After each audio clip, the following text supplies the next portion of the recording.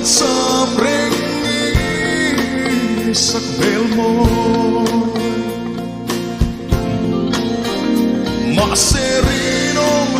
nabiatukan tiang laika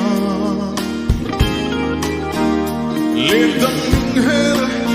san may higat tuar solo ingan kuanun hetiang le tura min tuan le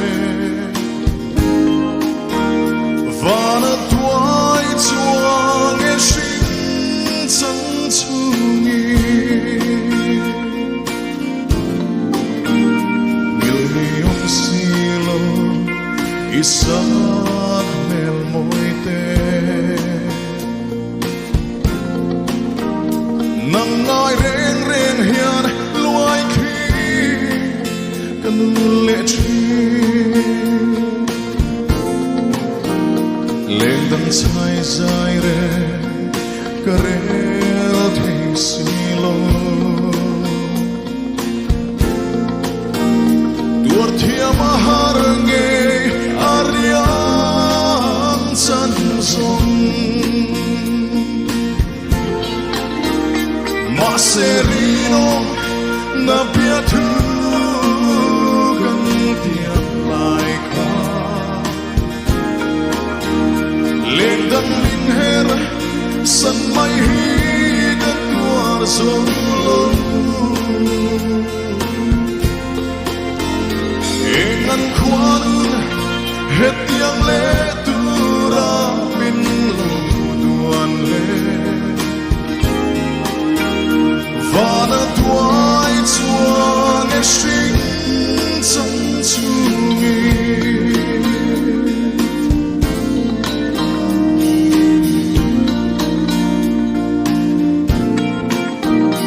lamang le le hia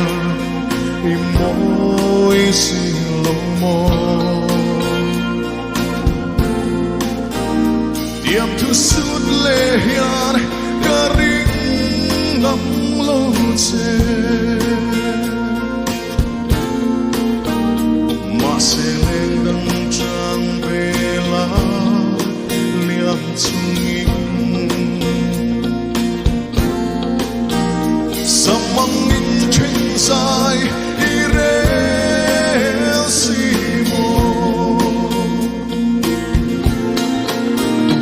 ma serino na piatu kan tiang laika lendang linh her san mai higat tuar solo engan kuanun hetiang le tura min lo tuan le vana tuai chuang e shin sang chungi maserino na piatu kan tiang laika lendang min her san mai higat tuar solo engan kuanun hetiang le tura min lo tuan le vana tuai chuang e shin sang chungi vana